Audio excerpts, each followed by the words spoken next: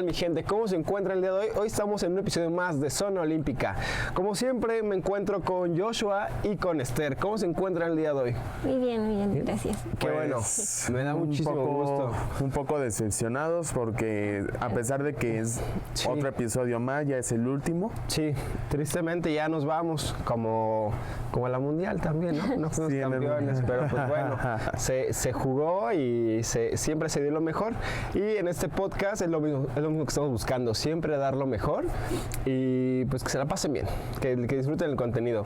Pues bueno, el tema de hoy son los peores arbitrajes en la historia de los Juegos Olímpicos, ¿sí? Pero bueno, dentro de todos los juegos, siendo que ha habido muchas faltas, muchos robos, tan solo en el fútbol se ha visto pues igual, ¿no? O sea, muchos robos contra los árbitros y todo. Sí. O tan solo la preferencia de Messi, o sea, la preferencia que le dan a Messi. Sí. Así mismo. Pero pues bueno, hay que comenzar. ¿Te gustaría empezar? Sí, claro. Uno de los, podría decirse, como casos que se han visto en esto de los peores como arbitrajes dentro de los Juegos Olímpicos es el caso de la gimnasia en la categoría de salto de potro en los Juegos Olímpicos de Sydney 2000, perdón. Eso es interesante, sí. Ajá.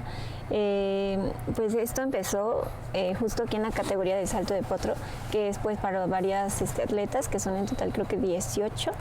Y bueno, para dar un poco de contexto, la final de gimnasia se estaba dando ya en ese momento y eran una de las competencias pues más esperadas dentro de estos Juegos Olímpicos, ya que entre todas las competidoras estaba una de las que, como por decirlo así, resaltaba más y de las que era la favorita de muchos en cuanto a hablas de Svetlana Korkina, ¿no? Que era pues sí muy conocida y pues era como la favorita a ganar la medalla de oro.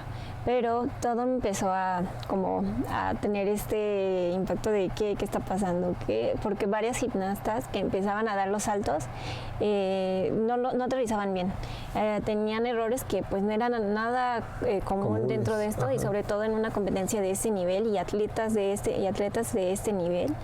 Ya en los Juegos Olímpicos era muy raro que pues saltaban y tenían un aterrizaje muy mal y muchas pensaron que pues era como fallas debido a que era la presión y el nerviosismo pues en una competencia de este nivel. Ya habían pasado 8 atletas de las cuales pues todas salieron como muy heridas y lastimadas, de las 18 competidoras que estaban.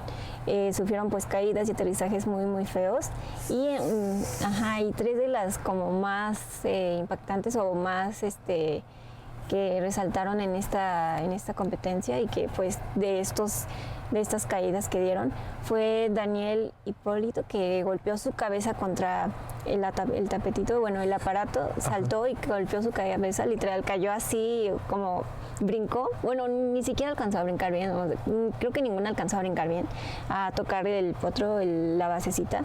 Entonces cuando cayó con la cabeza y con los pies, entonces sí fue una caída muy muy fea.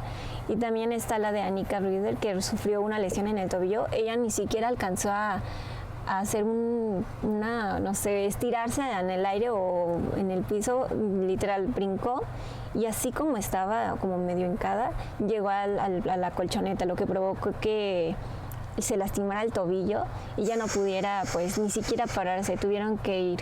Ajá, sí, están muy muy feos los videos.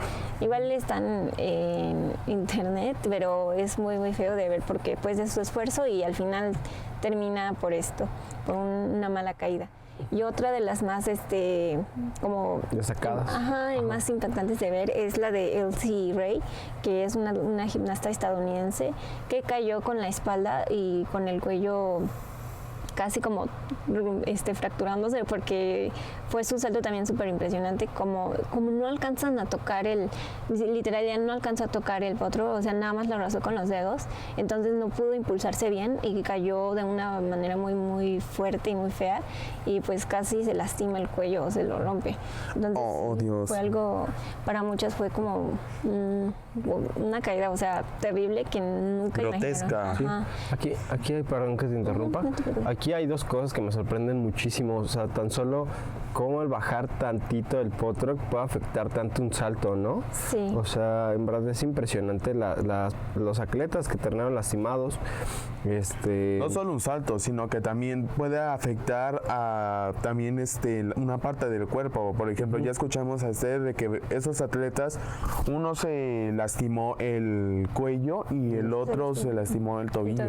Sí, y es que este error no es que haya sido por parte de ellas, obvio, sino que se detectó que el potro de salto estaba 5 centímetros más bajo de lo normal. Se supone que antes la medida era 120 centímetros.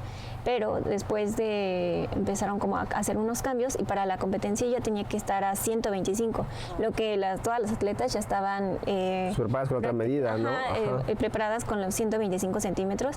Entonces ellas, al tener una rutina de saltos que ya está acomodada a esa medida, pues sí es algo como que diferente y que no sé cómo puedo decir, que pues sí altera su rutina y les provoca estos errores. Es que tu cuerpo tiene igual memoria muscular, ¿no? Entonces ya se queda con lo que se practique, entonces pues tan es entendible ese tipo de errores. Igual tú lo notas, pero pues creo que en ese momento no sabes si tú estás fallando o qué es lo que está fallando, ¿no? Pero pues sí fue un error por parte de los que montaron esto, y aunque es muy pequeña la diferencia, 50 centímetros, pues como dices, ellas lo notan y también como tú comentas, es un error, o sea, que les costó lastimar su cuello, su tobillo, y pues lo que hicieron acá en el comité es que una de estas atletas, una de estas gimnastas, se dio cuenta de esto, que es una gimnasta australiana, no recuerdo su nombre, Alana Slater, ¿no? Ajá. Sospechó sobre la altura porque pues lo notó diferente y pues ya con tantas caídas y tantas personas lastimadas, pues sí les pidió al comité que revisaran, y pues ya fueron a revisar la silla de salto y pues sí estaba 5 centímetros más abajo de lo normal. Entonces los jueces lo que hicieron para poder como remediar este error es darle la oportunidad a las 8 atletas, a las 8 gimnastas que ya habían pasado para que pudieran intentar otra vez su salto, pero pues ya no había opción porque ya estaban lastimadas del cuello, del pie. Incluso la que estaba como favorita de todos, que es Beltana Urquina, también pasó por el potro ya con 120 centímetros, les faltaba 5 centímetros en ese momento. Entonces, Beltana Cortina, sí, ella falló el salto y entonces ella se sintió como muy pues decepcionada de sí misma y muy pues impactada por lo que había pasado, todavía en ese momento sin saber que estaba mal el potro. Entonces ella se tomó todo como ya una derrota para ella misma. Incluso ya en sus siguientes actividades dentro de esto de la gimnasia, en las barras ya no pudo lograrlo, falló también. Entonces ella decidió ya no volver a pasar al salto de potro, a pesar de que los jueces les daban esta opción a las 8 concursantes. Y ella no es que hubiera tenido una herida por el salto, obviamente aterrizó mal, pero no se lastimó tan gravemente como para decir, no, ya no puedo porque me lastimé, sino que fue más como psicológico lo de ella, que pues sí, el impacto de que fallar siento que fue mucho para ella y ya no quiso volver a intentarlo. El de las barras lo intentó 2 veces, ¿no? Cuando están las barras. Creo que sí, y ya, siento que ese salto en el potro ya le afectó tanto que ya no logró. Pues sí, imagínate, con tan solo una herida ya el atleta ya no quiere volver a participar. Sí, claro. Y más peor aún cuando se trata de una fractura. Sí, y pues es que pues sí, ella intentó, después de lo del salto y todavía que no sabían de lo de la medida, ella fue a las barras y intentó su rutina, pero pues ya se llevó esta como decepción de sí misma y ya no logró como una buena calificación. Y ya cuando los jueces le dieron la opción de volver a pasar en el potro, ya dijo, de todos modos, ya si vuelve a pasar ya no clasifica para... Sí, ya no cambian los puntos. No, ya no tiene una buena puntuación. Y de hecho aquí en una gimnasta, que no recuerdo su nombre, era una niña, o sea, estaba muy chiquita por su edad, entonces ella al saltar, como que sí se dio cuenta del que había El algo problema, raro. ¿no? Que había en el potro. Ajá, pero por su estatura y por su complexión, como que ayudó a ella al saltar, como que se adaptó a esto muy rápido. Sí.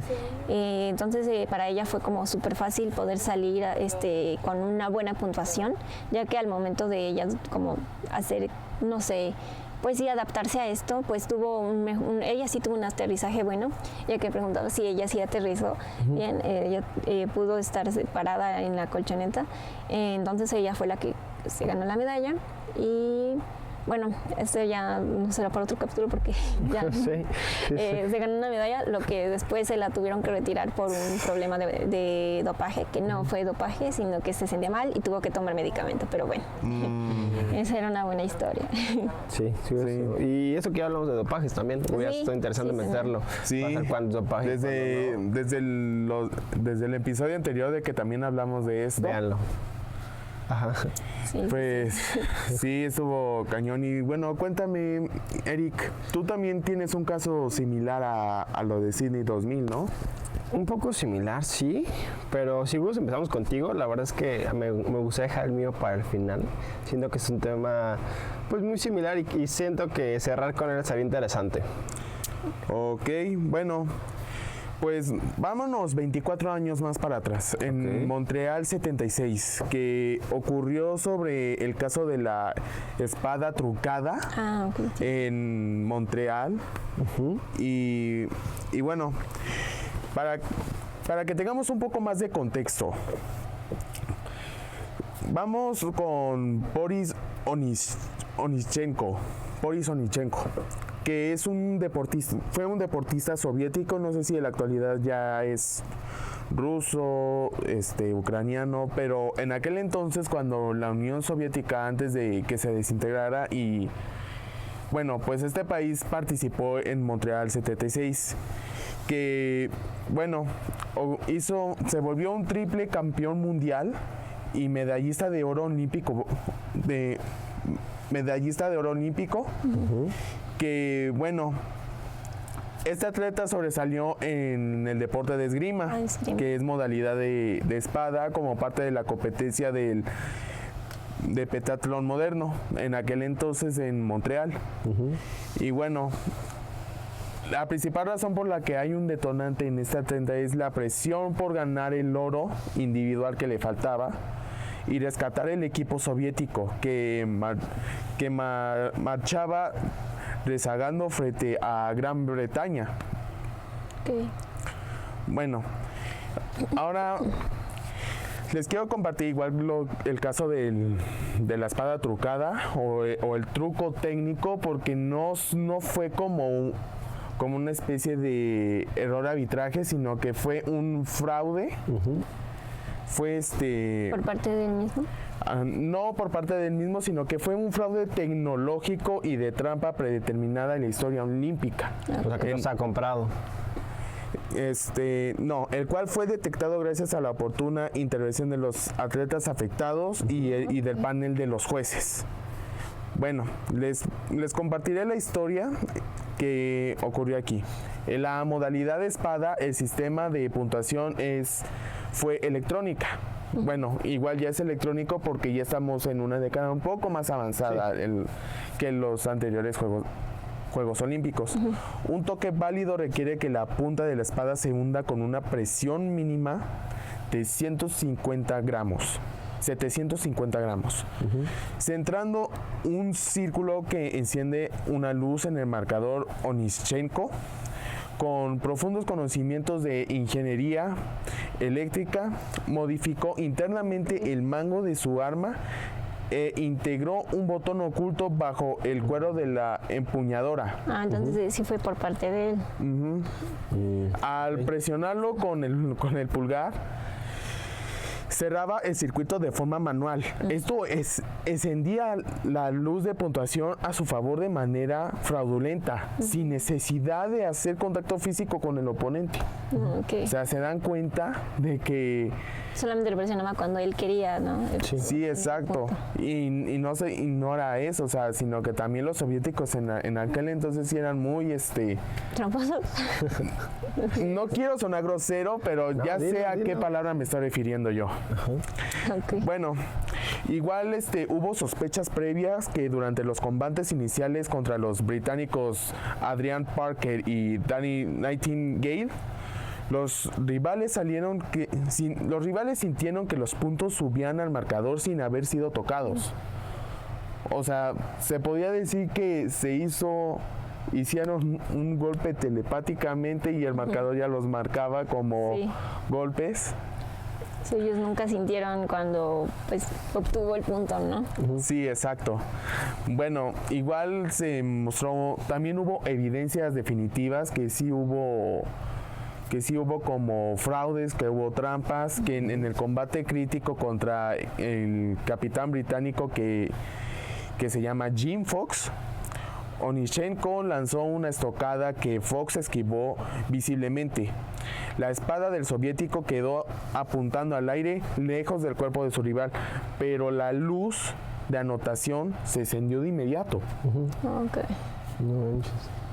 Era algo que la verdad desconocía de los Juegos Olímpicos, se me hace algo pues, muy interesante y la verdad muy injusto, o sea, como pues una persona, no sé si no se preparó o cómo estuvo, pero, o sea, el que haga ese tipo de trampas para ganar una medalla y no quedar pues bien con su nación, yo creo les dice mucho, ¿no? O sea... Sí, exacto. Porque lo que quería lograr era eso, ¿no? Como... aumentar un triunfo a sus... aumentar un triunfo y que los británicos quedaran en ridículo. Que quedaran en ridículo. Pero pues él quedó en ridículo al... Sí, pues, al darse uno cuenta. Sí, fue la misma Unión Soviética, porque el mismo Boris dijo que no se arrepintió de haber hecho eso. Okay. Bueno, y como protesta, Jim Fox exigió detener el combate de forma inmediata y solicitó una revisión técnica exhaustiva del arma de su contrincante.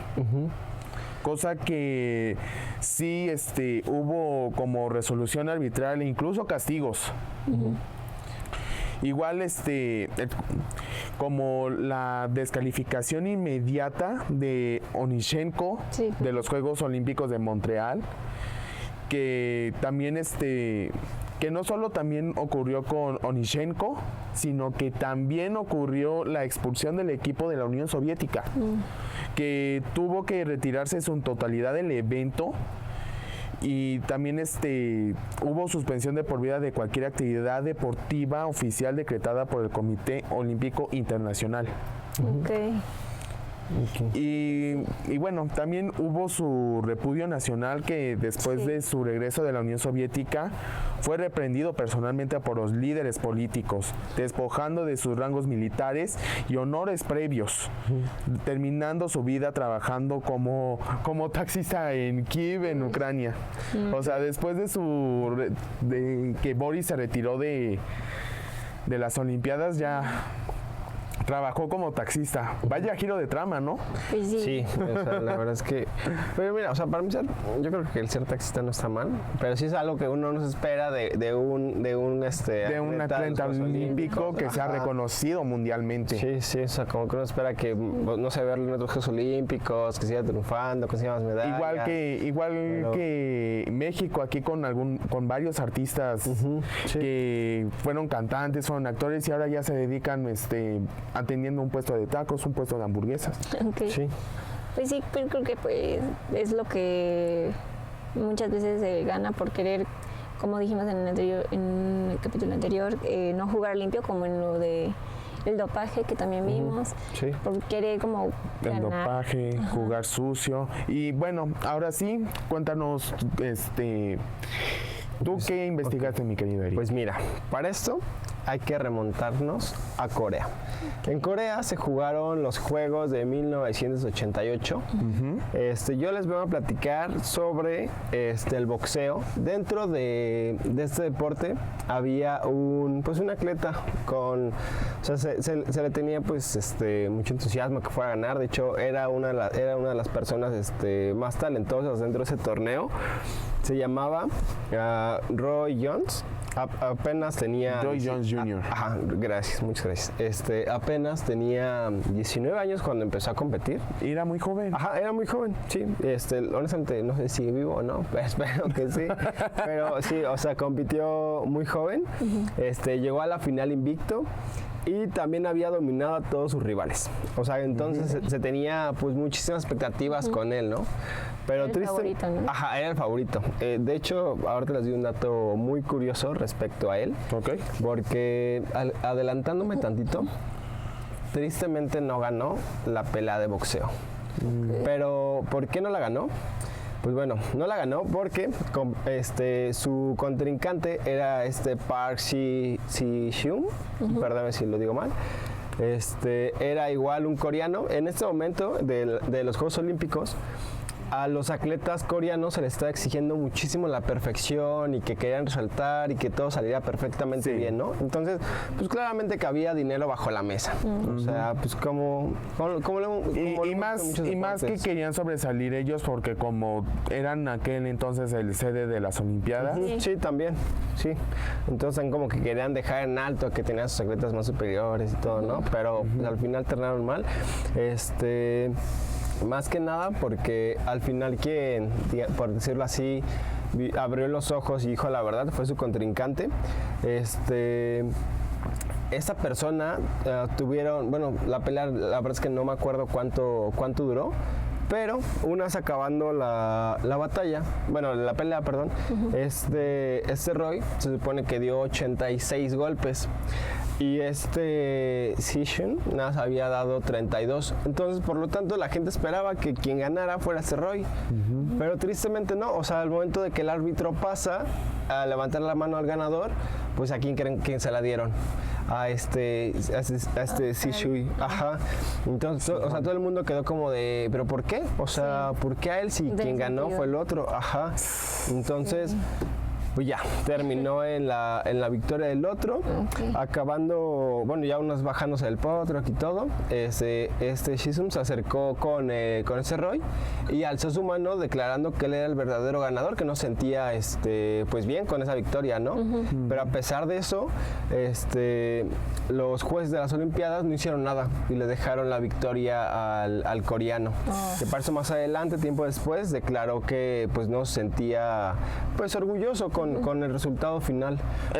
Eso para mí es ser generoso. Sí. O sea, que tú ganes algo, pero que tú no mereces esa victoria, sino se lo merecía tu rival, tu contrincante, es de persona generosa. Sí. Pero bueno, aquí lo bueno es que al final los jueces le otorgaron la medalla al mejor boxeador a Roy, que fue como lo bueno que salió de esto, ¿no? Pero pues la medalla de oro se la llevó el coreano. Sí, ajá. Entonces ahí pues ya más adelante, nunca se ha confirmado, pero más adelante salieron documentos donde se veía que todo estaba comprado y arreglado. Oh my God. Por parte de Corea, ajá, pero era de esperarse. Pero pues nunca salieron a decir ningún comunicado, nada, simplemente se quedó pues ahí, ¿no? De que pudo haber pasado, pero no vamos a decir nada. Y pues ahí se queda. Pues esto creo que ha sido más común en los Juegos Olímpicos, de que el país quiera como ganar y de esta forma pues hacer todo, no lo posible, sino hacer todo lo que no se debería para una competencia donde se tiene que mostrar como pues quién son los mejores atletas en el país. Y al final muchas veces pues terminan afectando a los atletas, o en muchas ocasiones el atleta a sí mismo se termina como afectando pues sí. Exacto. Pero pues bueno, yo creo ya vamos terminando con esto. En verdad les agradecemos muchísimo que nos hayan visto, esperamos el contenido les haya gustado y ojalá pronto regresemos. Cuídense mucho. Cuídense.